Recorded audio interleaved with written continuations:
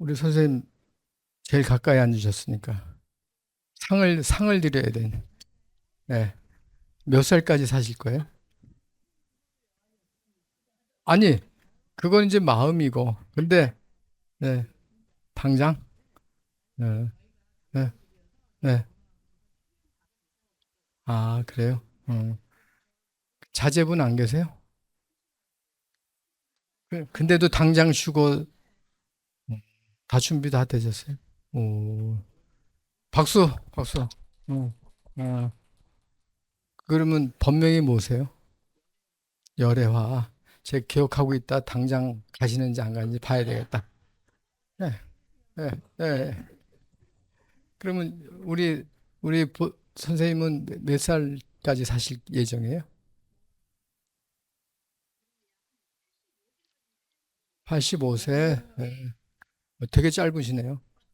네. 그러면 85세인데 지금은 몇 학년 몇 반이세요? 7학년 일반. 그럼 85 빼기 72이면 몇이에요?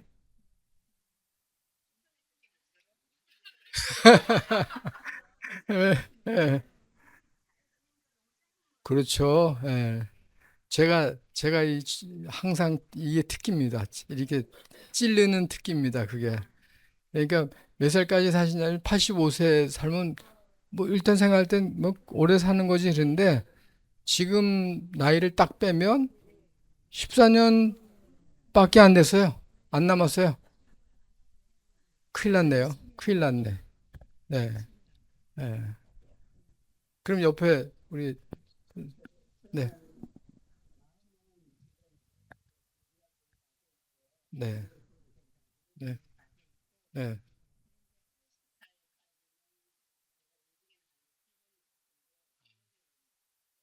그러니까 80살까지 사시겠다. 간단하게. 그 지금은 몇십 세? 7년 남았네요. 네. 네. 그래요. 그러면요, 길다면 길고 또 짧다면 짧다 그렇죠? 그러면 더 먼저 가시겠네요, 옆에 분이. 네. 네. 네. 뭐 준비 또 옆에서 같이 해주시고 그래야 되겠네요. 네. 네. 지금 몇 살까지 사시겠다고 다 마음속에 이제 하셨죠? 네, 오늘 시험 봐야 되는데, 그럼 써가지고. 그런데 몇 살까지 내가 살겠다라고 얘기한 것 자체가 큰 변화예요. 그죠? 여태까지 그렇게 생각 안 해보셨죠? 네. 그리고 또 되게, 뭐 내가 85세, 우리 어머니가 80살까지 사니까 난 85세. 그렇게 하면은 막연하잖아요. 그 되게 오래 사는 것 같고 별로 손해보는 것 같지 않게 생각된단 말이에요. 근데 그렇게 빼보면 우리 선생님부터 성격이 좋으신 거예요. 14년 남았다라 그러면서 이렇게 제 친구 어떤 친구는 제가 물어보니까 자기 자기 한 친구 장례식에서 만났는데 자기가 뭐 해서 아주 뭐 은퇴 후 생활을 뭐 열심히 잘한다고 그래요. 그래서 그러냐고. 그래서 너 몇 살까지 살라고 그러냐 그랬더니 뭐 한 70대 뭐 중반까지 살지 뭐 그러더라고요. 그러더니 그게 이제 오래전 얘기이긴 하지만 그래서 우리가 몇 살이냐 그랬더니 딱 빼보더니 막 승질을 내는 거예요, 저한테. 예? 10년밖에 안 남았네 이러면서 막 승질을 내는 거예요. 아니 그래서 내가 너한테 75살까지 살라고 그랬냐? 네가 네 입으로 75살까지 그래 놓고 지금 나는 그냥 덧셈 빼준 것만 해줬는데 왜 나한테 승질이냐 그랬더니 또 할 말 없잖아요. 그래도 이제 삐졌어. 그런 걸 물어본 것 자체가 뭐냐면 자기의 삶을 그렇게 자기가 찝어서 몇 살까지 살겠다고 얘기하는 것도 쉬운 일이 아니에요. 이제 그러면 이제 지금 당장 제가 물어보니까 하지만 바꾸실 분들이 많으실 것 같아요. 예. 그죠? 뭐 우리 애가 지금 몇 살이지? 다시 한번 뭐 얘가 결혼을 하게 되면 몇 년이고 몇 년이 더 필요한데 그때 내가 있어야 되지 않겠어? 뭐 큰 애가 몇 살이에요? 22. 그럼 당장 가도 괜찮아요? 어유. 예, 그런 거 없어요. 그 자식을 위해서도. 네, 예, 예, 예, 네, 네. 아주 정을 끊고 살았네. 예, 예, 예. 정들기 전에 그냥 쫙 하고 정리하고. 예. 근데 대개 부모가 일찍 돌아가신 분들이 이렇게 얘기를 해요. 부모가 40살에 뭐 일찍 돌아가셔서 내가 중학교 때 부모가 돌아가셨다. 그러면 전에 학생 중에서 한 명은 몇 살까지 살려고 그러냐 그랬더니 죽음교육 그 강좌가 지금 동대에서 제가 이제 열었었거든요. 그랬더니 자기가 50살까지 산대. 왜 그러냐 했더니 우리 아버지가 40살에 돌아가셨어요. 그러니까 나는 그 정도 그렇게 해서 그런 게 있는 거란 말이에요. 예. 네. 그래서 그래서 미리미리 그런 사람들은 미리미리 죽음을 받아들이는 거예요. 아, 우리 아버지가 40살에 사셨으니까 나도 내가 그 아들이니까 40살 정도 살면 되지 않겠어? 그 제가 저희 아버님이 48에 돌아가셨거든요. 그러니까 제가 48이 되니까 되게 그때의 그 감회가 그 해가 저한테 크게 왔어요. 나는 아버지보다 더 사는구나 이렇게. 이런 그 저기 있어요. 근데 이제 지금 우리 열애와 보살께서 뭐 당장 죽어도 여한이 없다 그러는데 당장 죽으면 안 되죠. 전법하고 가다가 가셔야죠. 예? 부처님은 뭔 일 났다고 80살까지 사시고 그랬겠어서 그래요.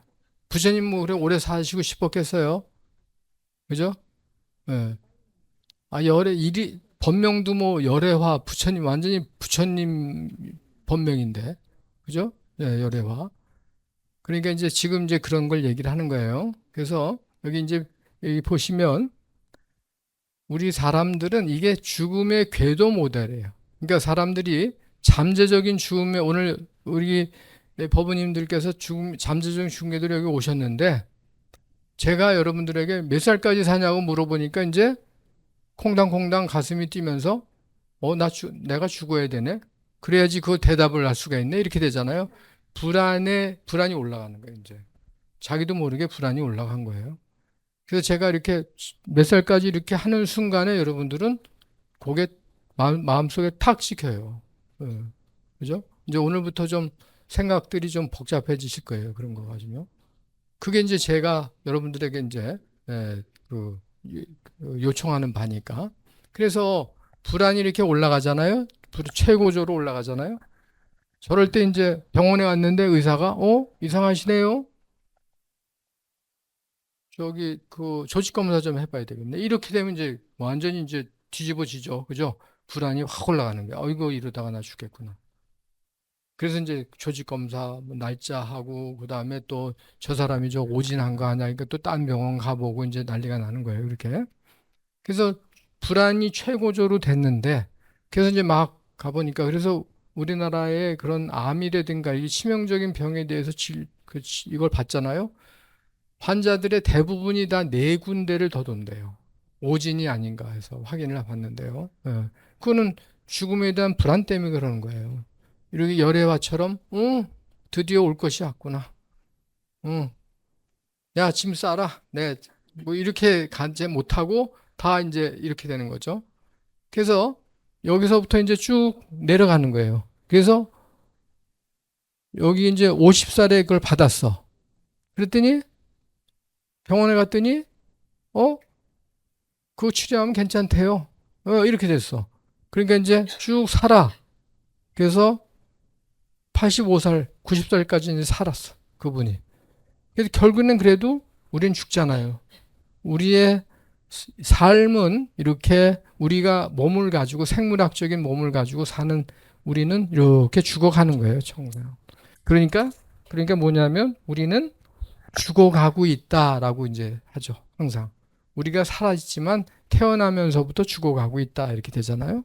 그래서 이렇게 죽는데 여기서 딱 끊어지잖아요. 그럼 이렇게 끝나는 건 뭐가 끝나는 거예요? 육체죠. 육체가 끝나는 거예요. 그러면 우리가 우리의 육체를 가지고 이렇게 살아가. 저처럼 아침에 우리 집에 회장님이 시키면 밥도 하고 빨래도 하고 널고, 예, 바빠요 저도. 예. 그래서 그런 일도 막 쌓이는 게 그게 우리의 삶의 궤적이야, 그죠? 예, 뭐 어떤 사람은 또 뭐도 하고 뭐도 여기 이제 뭐 많아, 뭐 친구도 만나야 되고 다 들어가. 그런데 우리 삶은 이렇게 끝나는 게 아니에요. 왜 그러냐면 호랑이는 죽어서 가죽을 남기고 사람은 이름을 남기죠.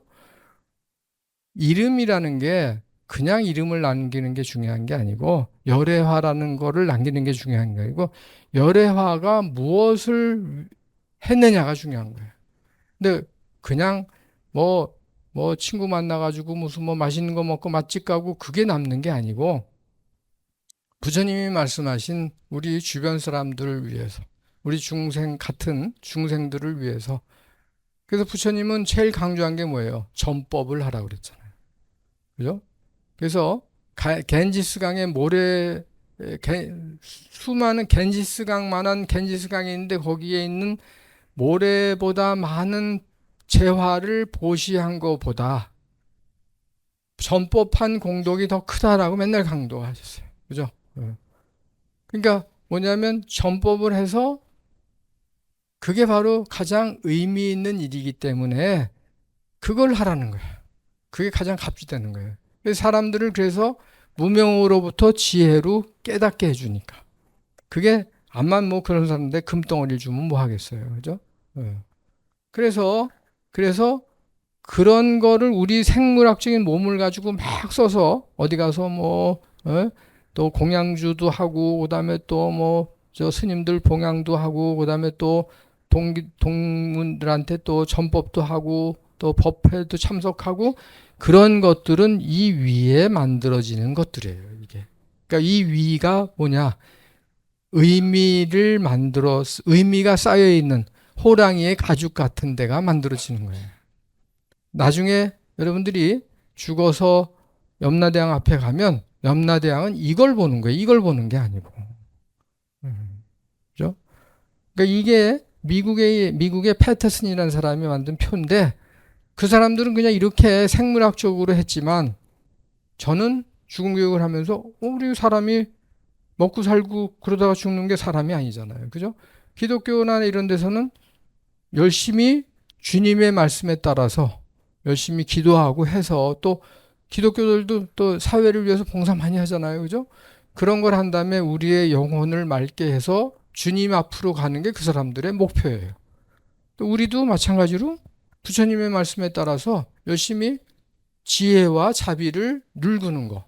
그러니까 부처님은 그런 행을 하는 것 자체를 지혜라고 생각했고. 왜?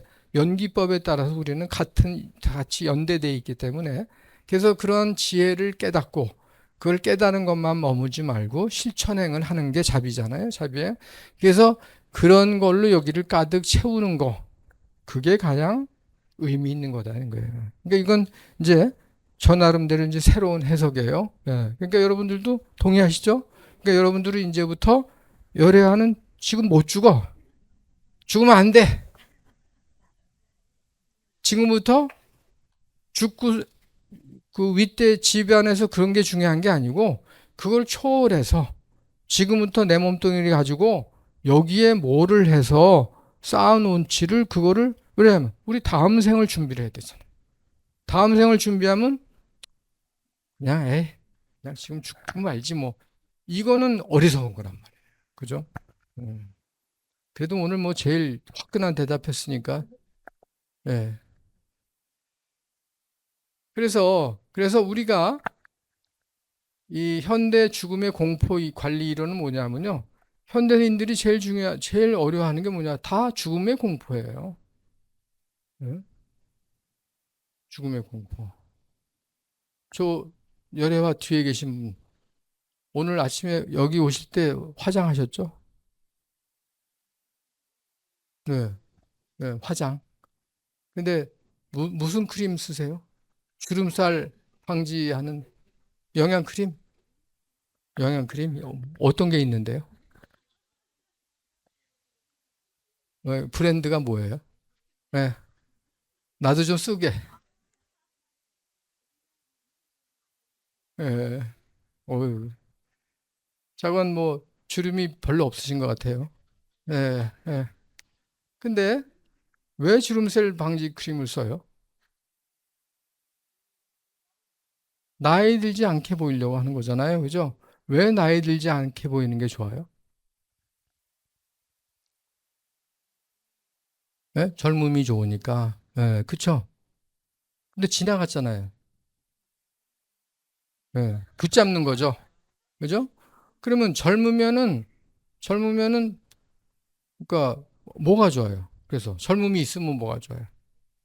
예쁘죠? 예쁘면 뭐가 좋아요? 남들이 좋아하고, 그죠? 나도 좋고, 예.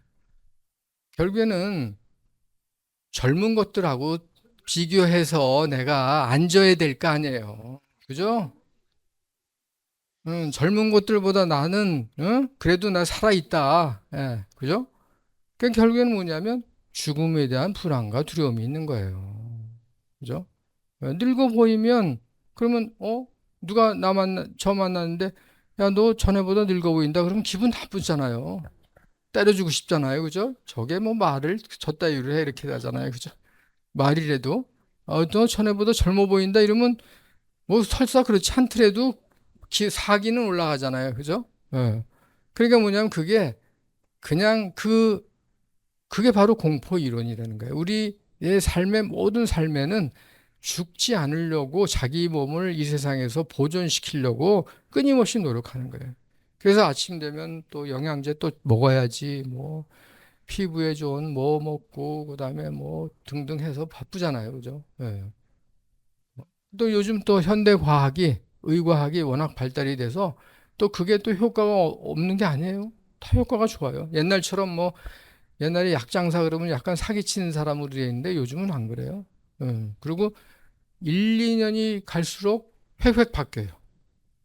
그러니까 최신 현대 의학이 점점 바뀌는 데다가 우리나라는 또 워낙 또 사람들이 또 빠르잖아요. 그러니까 우리나라는 또 화장품 이런 것들도 그냥 만드는 게 아니고 얼마나 많은 연구를 해서 그래서 뭐 전 세계에서 뭐 반도체니 뭐 얼마나 막 앞서잖아요. 그러니까 우리나라에서 지금 파는 것들이 거의 세계에서 최신권 거예요. 제일 좋은 것들인 거예요. 네. 그러니까 여러분들 그런 거 쓰시는 거 다 좋은 거예요. 왜? 자기의 삶을 더 연장시키고. 근데 이제 문제는 뭐냐면 연장시켜서 뭐 하려고 그러는데 뭐 더 맛있는 거 먹고 뭐 더 먼저 남미 여행 가고 뭐 그러려고 그거 가지 말라는 거예요. 가셔야죠.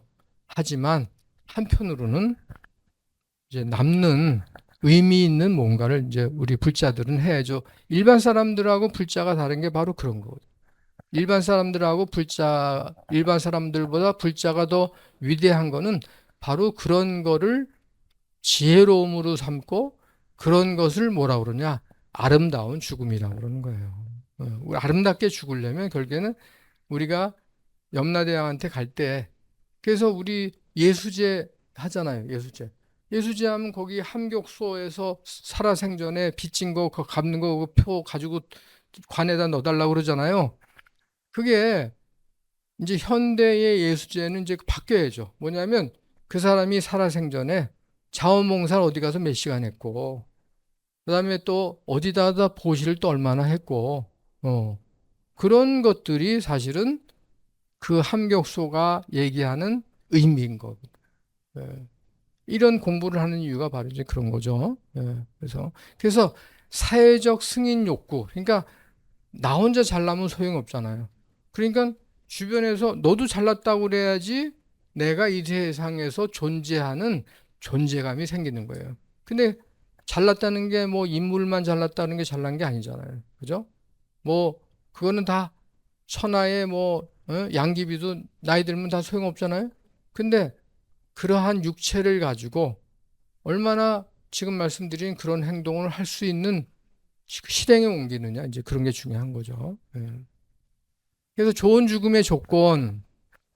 그래서 우리는 아름답고 좋은 죽음을 해야 되는데 서양에서는 우선 이제 서양에서 이 죽음 교육이 들어와 있기 때문에 서양도 어떻게 보면 서양 나름대로의 이제 그런 체계가 있는 거예요. 그래서 죽음이 다가오고 있다는 것과 무엇을 기대할 수 있는지 알고 있어야 돼. 그러니까 나에게 죽음이 다가오고 있다.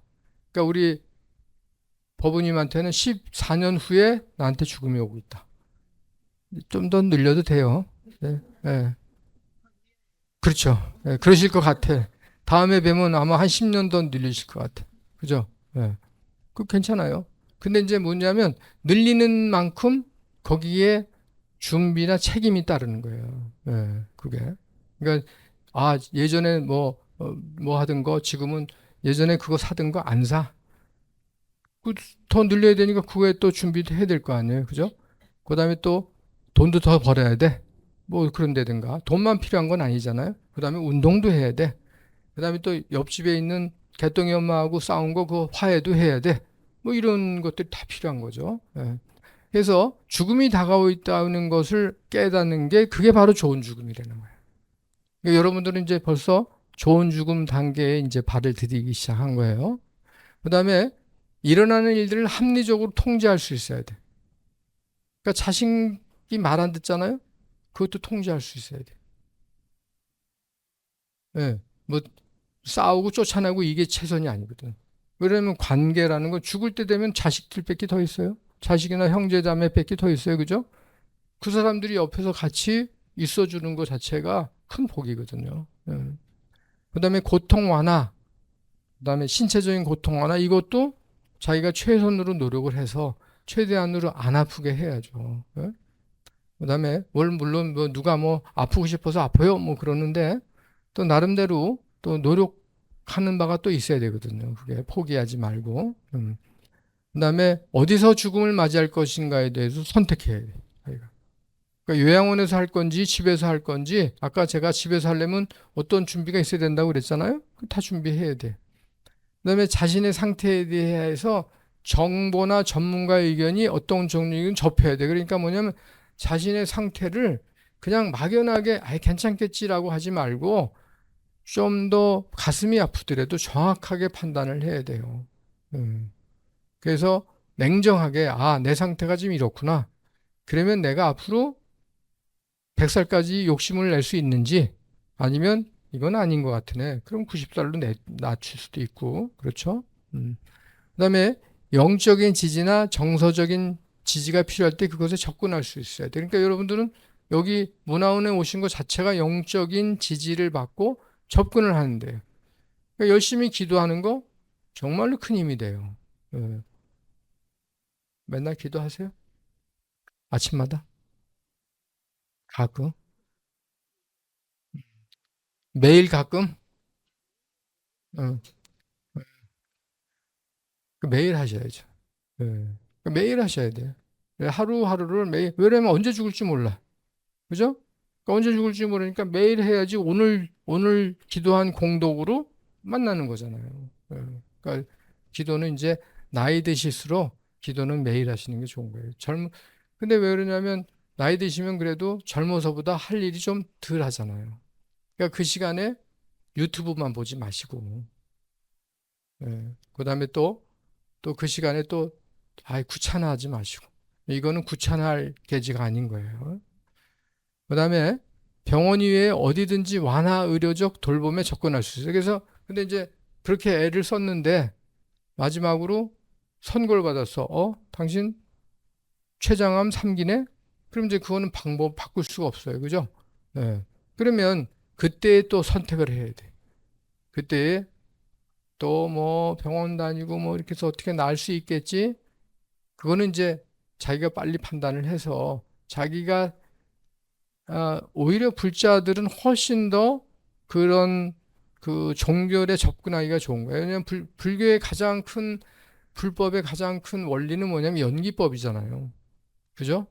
그 연기법이니까 뭐냐면 내 몸이 나하고 인연이 이제 다 했다라고 생각을 하면 되는 거예요. 우리 인연이 닿으면 자식까지 걔도 15년 인연이 닿으면 가잖아요. 그죠? 우리 몸도 이 세상하고 인연이 닿으면 가는 거예요.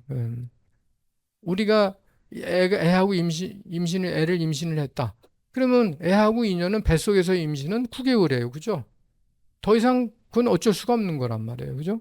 예, 그러니까 그런 숙명이나 이런 거에 대해서 우리가 스스로에게 미안하지만 냉정하게 받아들일 수밖에 없어요. 그래서 이제 그러려면 마지막 순간이 아까 처음에 말씀드렸듯이 빛나는 순간이에요. 우리 인생을 가장 반짝반짝 빛나게 할 수 있는 순간이 바로 그때. 왜 그러냐면 그렇게 최후 선고를 받잖아요. 그냥 아무것도 안 해도 돼. 다 내려놔도 돼. 누가 뭐라 할 사람 없어.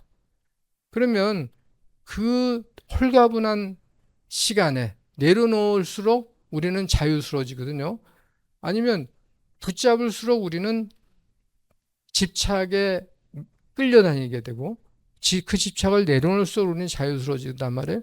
뭐로부터? 죽음으로부터 자유스러워지는 거예요. 그러니까 그 시간에 이제 어디가 제일 좋으냐? 호스피스가 제일 좋죠. 그러니까 호스피스를 찾아서 호스피스도 요새 밀려있고 그래서 들어가기가 이렇게 좋지는 않아요.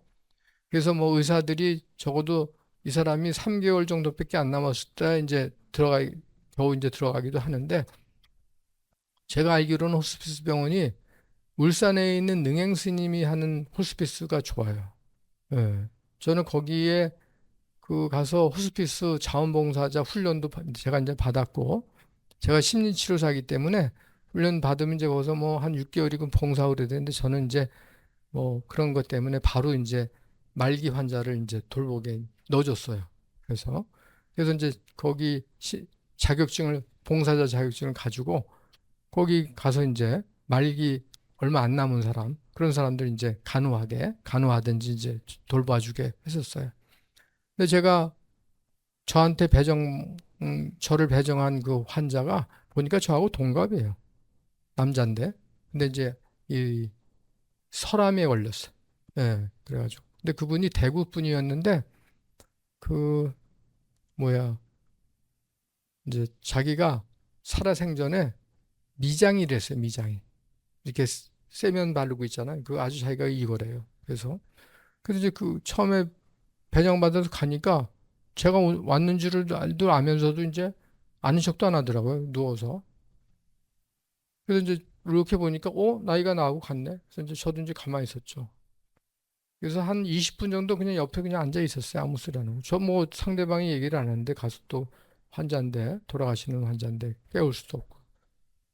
가만히 앉아 있어 보니까 내가 이분이 의학적으로 한두 달밖에 안 남았다고 그러는데 뭐 해줄 수가 있는 게 없는 거예요, 이게. 가만히 보니까 제가 해줄 수 있는 게 그냥 옆에 앉아 있는 것밖에 없더라고. 그래서 아주 가장 잘 앉아 있자. 이제 이 마음을 먹고 이제 앉아 있었어요. 그랬더니 한 20분 정도 지나니까 이 친구가 딱, 어유, 오셨네요? 예. 이제, 그래서 이제 얘기 몇 마디 나누다가, 당신하고 나하고 나이가 같은데, 우리 말 트자. 예. 나하고 동무하자. 이렇게 해가지고 이제 했어요. 근데 이제 자기 자랑을 막 하는 거예요. 자기가 대구에서 왔는데, 뭐, 자기가 세면을 하면 뭐, 얼마나 뭐, 멋있게 하고 뭐, 그리고 이제 재밌게 서로 얘기하고. 근데 이제, 거기가 호스피스니까 그게 가능한 거예요. 예. 호스피스는 사람을 이렇게 치료해서 낫게 하는 게 아니고 어떻게 하면 숨이 끊어질 때까지의 시간을 아까 얘기한 의미 있게 만들어주고 의미 있게 살다가 가게 해주는 거예요. 최대한 도와주는 거예요. 그 대신에 호스피스 완화 의료라고 그래서 완화는 뭐냐면 통증을 완화시키는 거예요. 예. 그러니까 말기 암 환자들은 이제 그게 신경을 건드리면 이제 되게 이제 아프잖아요. 최대한으로 그런데 또 세게 또 약을 쓰면 또 정신이 몽롱하거든요. 근데 가능하면 맑은 정신에 가야 되잖아요. 그죠? 그래서 그걸 도와주는데. 근데 그거를 완벽하게 해주는 데가 우리나라 그 호스피스 병원 중에서 불교 호스피스가 많이 없거든요. 동대도 있는데 거기는 특히 그 스님이 이제 그런 쪽으로 열심히 하세요. 그래서 저도 뭐 그냥 어떻게 하다가 보니까 제가 이제 여성단체에서 이렇게 하다가 보니까 그 웰다잉 교육하고 그러다 보니까 연결이 돼서 이제 갔는데 그래서 그러니까 이제 뭐냐면 말기 때는 그런 선택을 할 수 있어야 돼. 예. 여기 이제 을지로 5가에도 국립병원 거기 국립의료원 있죠? 거기에 호스피스 병동이 또 있어요. 거기도. 예. 거기 제 동서가 거기서 돌아가셨는데 호스피스에서 오늘 다니기도 좋잖아요. 그래서 제 동서가 거기 이제 호스피스 최장암이었는데 한 1년 하다가 글로 들어갔는데 그래서 이제 거기서 그래도 1년 동안 잘 벌었어요. 예. 그래서 바로 돌아가실 줄 알았더니 1년 동안 더 사시고 가셨는데 그 1년 동안이면은 긴 거예요. 따지고 보면. 예. 1년이면 뭐 애도 낳을 수 있고, 그죠? 예. 의세도 낳을 수 있고, 얼마나 하룻밤이면 만리장성 쌌는데 뭐 그렇잖아요. 그러니까 뭐냐면 그 시간을 어떻게 쓰느냐가 중요한 거예요. 그래서 이제 뭐 자주 들려서 자꾸 이제 불법에 대해서 얘기하고 그다음에 명상하라고 그러고 그랬는데 결국 이제 나중에 이제 돌아가시기 전날 제가 갔더니 약을 많이 쓰니까 정신이 몽롱하니까 제가 가니까 이제 반가워서 잠깐 반가워하더니 한 1, 2분 있다가 정신이 몽롱 이렇게 되는 거예요. 그래서 제가 이제 한번 화를 확 했어요. 정신 차리라고. 이런 때 염불하라고. 그랬더니 또 염불 또 하는 또 신용을 하더라고요. 그래서 이제 그러다가 이제 그 다음날 몇 시간 있다가 이제 돌아가셨어요. 네. 그분이 만약에 그렇게 염불을 놓지 않고 가셨으면 아미타 부처님한테 갔겠죠. 그래서 그러니까 뭐냐면 그 시간에 그냥 뭐 안 아플라고 수술하고 그다음에 뭐 몽롱한 상태에서 그런 상태에서 있는 거는 마지막 황금 같은 시간을 버리는 거예요, 그냥. 그렇다고 살 수 있나요? 안 되는데. 그다음에 마지막 작별 인사를 할 시간을 가져야 돼. 작별 인사를. 그다음에 또 자신이 원한 바가 존중된 사전 의료 의향서. 사전 의료 의향서 들어보셨죠? 그래서 그거 사인하시면 이제 기도 삽관 안 하고 심장 일으키지 않고 이렇게 한단 말이에요. 그러니까 그때 되면 정신이 없어요, 사실은. 그러니까 그게 딱 벌어졌을 때는 이제 거의 이제 가라는 얘기이기 때문에 그래서 오히려 이거 되고 이거 해가지고 마지막 수행을 방해받으면 안 되는 거예요. 그 시간은 마지막 수행을 하는 시간. 불자들에게. 그래서 이 세상을 떠날 시간이 되었을 때 삶을 공연히 연장시키지 말고 지혜롭게 살아야 된다. 어, 지금 이제 반 정도 했거든요. 근데 나 이제 후반기도 중요하기 때문에 그래서 사람은 에릭슨의 심리 사회적 발달 단계라는 게 있어요. 그래서 이 사람이 이 세상에 아기로 우리가 태어나고 나면 태어나면서부터 죽을 때까지 우리는 계속 성장한다는 거예요. 계속. 그러면 이거는 이제 불교의 방식으로 설명하는 게 서양 심리학적 방식인데 심리학만 쪽으로만 설명하는 게 아니고 심리 사회적으로 발달한다는 거예요. 그러니까 우리 마음이 발달을 하지만 마음이 성숙하지만 그것은 나 혼자만 성숙하면 안 되고 나오면서 성숙하면 안 되고 주변 사람하고 같이 잘 살면서 성숙해진다는 거예요. 예. 그죠? 우리 그렇잖아요. 그래서 태어나면은 누구하고 같이 사이가 좋아야 돼요. 엄마하고 사이가 좋아야 되죠. 그런데 이제 주도권은 엄마가 가지고 있어. 그죠? 태어나면서부터 1년 동안은 완전히 엄마가 가지고 있어. 적어도 3살 때까지는 엄마가 가지고 있어요. 근데 이제 2살서부터 살살 말을 안 듣죠. 이제 자기 이제 의지를 보이기 시작을 해요. 예. 근데 태어나면서부터 1년 동안 엄마가 아이를 무조건적으로 받아주고 무조건적으로 품어줘야지 아기는 세상을 믿기 시작해. 그러면 아기는 아주 약자잖아요. 그러니까 엄마가 젖을 주면 애가 요만한 얼굴에 이렇게 또 젖 안 먹을 때 누워있고 그렇잖아요. 그럼 이렇게 보면 여기가 하늘이야, 걔한테는. 집안에. 근데 그 하늘이 갑자기 그걸 가려져. 누가? 엄마의 얼굴이 획 가려져. 근데 천장은 움직이지 않지만 엄마의 얼굴은 표정이 있고 움직여. 그러니까 엄마가 자기를 보면서 막 웃고 기뻐해. 그러면 나는 좀 괜찮네. 저 하늘이, 엄마의 하늘이 나를 갖다 이렇게 보호해주네. 그러니까 뭐냐면 세상을 믿어.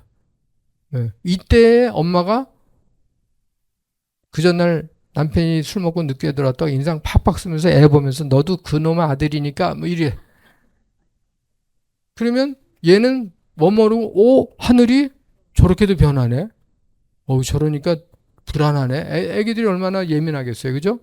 그러니까 뭐냐면 이거 세상 완전히 믿을 게 아니구나. 이거 여체 잘못하면 나도 죽겠구나. 이렇게 생각. 걔들은 그때 이 존재에 대한 위협을 받으니까. 그러니까 요때에 엄마들이 아이를 보면서 눈을 마주쳐 주는 거예요.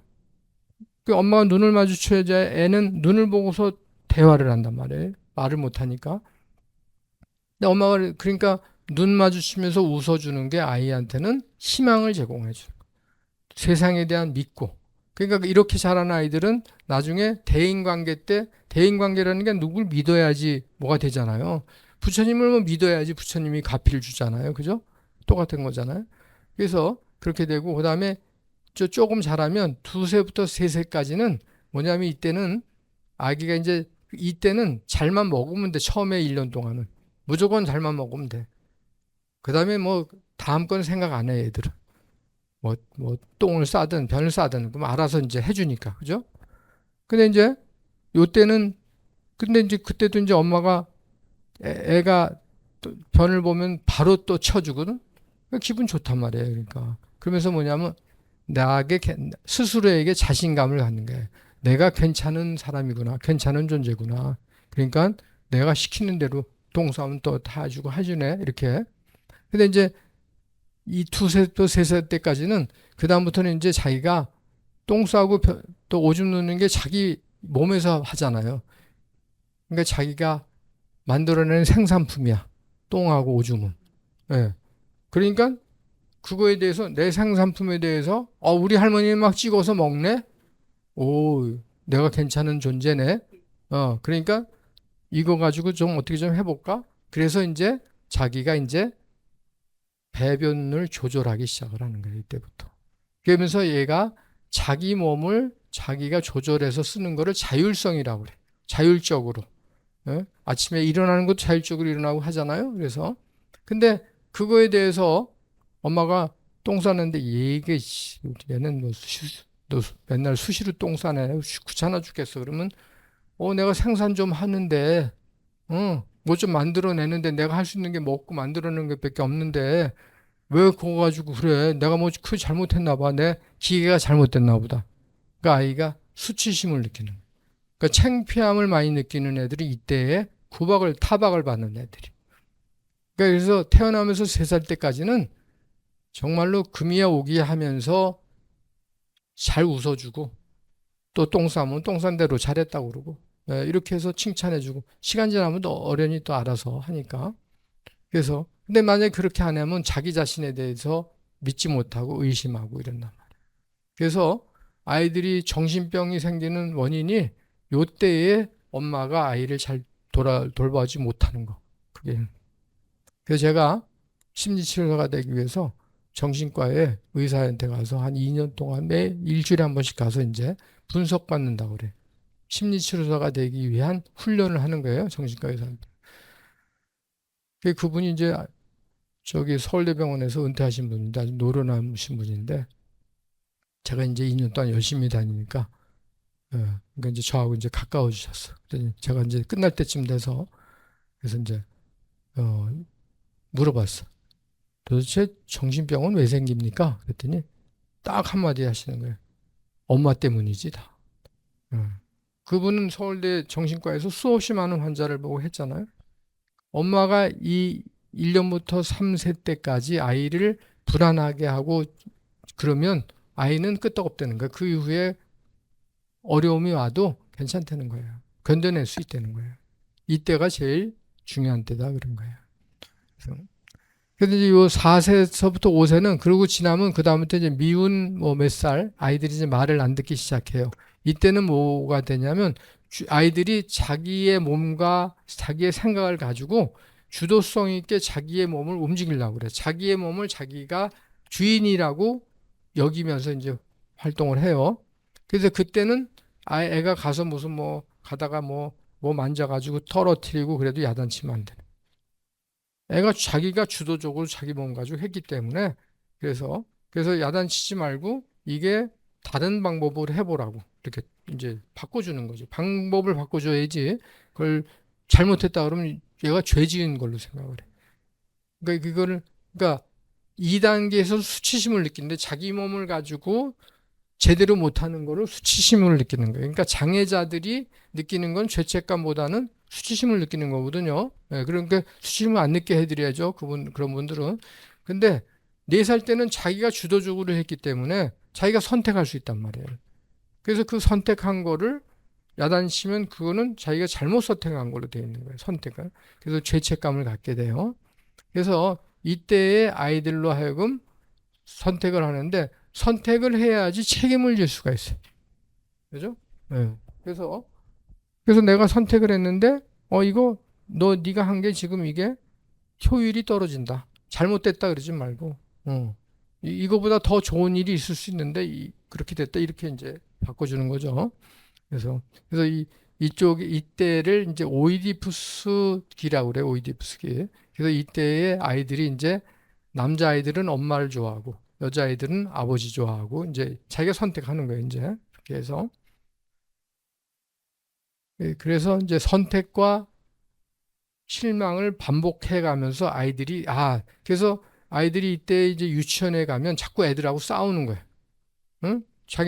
자기가 선택을 하기 시작을 하니까 선택끼리 부딪히니까 이제 그때 이제 선택을 해서 아이가 이제 유치원에서 그러면 그 유치원 다니게 하지 말아야지 이러면 안 되는 거예요. 선택하게 하고 또 실패하면 또 다시 거기서 그거를 갖다가 해결해 나가는 능력을 길러줘야죠. 그 다음에 이제 4단계 6세부터 11세는 초등학교 들어가서 이제 저학년 때까지는 열심히 학교에 다녀야 돼. 빠지지 말고. 그게 중요해. 잘하고 못하고 중요한 게 아니고 세상이라는 건 성실해야지 뭔가가 기회가 오잖아요. 예. 그래서 좀 아프다 그러면 안 가고 이러면 안 되는 거죠. 예. 오히려 그런 것 때문에 아이들이 열등감을 느껴요. 나는 안 빠지고 개근상 받고 그러는 게 중요한 거죠. 그러니까. 예. 그래서 우리는 이렇게 이제 계속 크잖아요. 그죠? 우리 법부님들도 그렇게 해서 크신 거예요. 그 다음에 이제 12세부터 18세는 중학교, 고등학교 때거든요. 이때는 이제 자아 정체감이 생겨요. 내가 무엇인지. 그래서 그때는 자아 정체감을 누구한테 배우냐? 친구들한테 배우는 거예요. 부모들하고는 이게 세계가 안 맞아, 서로. 그러니까 뭐냐면 친구들한테 미쳐. 그래서 친구들이 얘기하는 건 자기네들 이 또래의 그 눈높이하고 맞잖아요. 그러니까 걔들이 얘기하는 속속 들어와. 그래서 그때의 자아정체감이 생기니까 그때의 중학교 이런 때에 친구들하고 만나는 거를 환영해 줘야 돼요. 근데 이제 잘 만나면 어디 가고 잘못 만나면 저기 학교로 가고 그렇게 되잖아요. 그러니까 이제 조심해서 하는데 외부의 세계와 만나게 해주는 게 열게 해주는 게 중요한 거예요.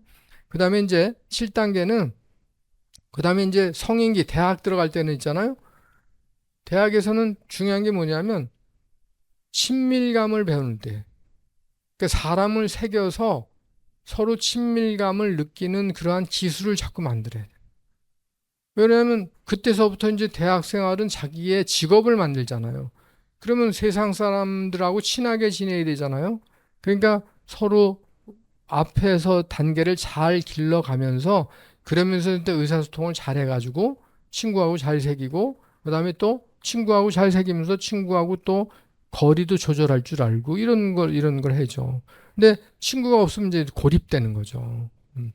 그래서 그런 거를 계속 쌓아가지고 회사 생활도 하는 거고 회사 생활에 초급 때는 그렇게 해서 과장 때까지 열심히 그렇게 해서 그때는 돈 벌고 뭐 이런 게 아니고 열심히 해서 친밀감에서 자기 발을 넓히고 막 이러는 거란 말이에요. 요즘 세대는 좀 다르긴 하지만 그래서 이때는 쌓아야 될 게 뭐냐? 친밀감이라는 그러한 도구를 익혀야 되는 거예요. 심리사회적 도구를.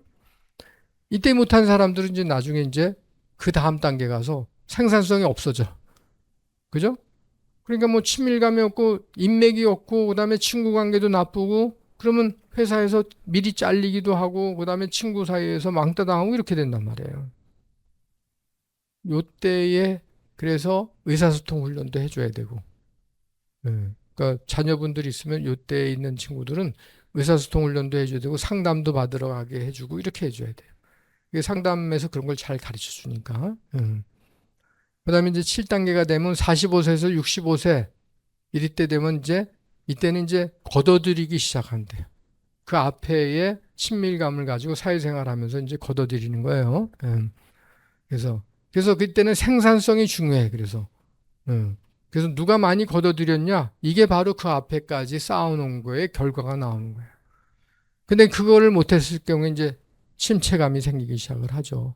그러니까 이런 단계를 알고, 아, 내가 그때 친밀감을 사람들하고 못했기 때문에 이런 결과가 나왔구나. 그러니까 내가 대인관계를 잘해야 되겠구나.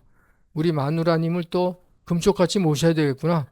마누라하고 친밀감이 잘 못 사는 사람이 뭐 밖에 나가서 뭘 잘하겠어요. 그죠? 자기 저 부인이 가장 자기를 많이 도와줄 사람이 되는데 그래서 그런 것들이 다 의사소통이나 이런 거하고 관계가 되거든요. 그래서 이제 그렇게 하고 그다음에 이제 그러고 살았어. 근데 65세, 70세가 되면 이제 노년기에 들어가잖아요. 그러면 지금까지 살아온 자기의 삶을 다 내 거로 받아들여야 돼. 어떤 사람은 나 그때 말에 내가 이럴 줄 알아. 이렇게 됐어야 되는데 말에 내가 쟤 때문에 우리 엄마 때문에 우리 아버지 때문에 내가 이렇게 못됐어. 이거는 자기의 삶을 자기가 받아들이는 게 아니고 자기의 삶을 남의 걸로 밀어버리는 거예요.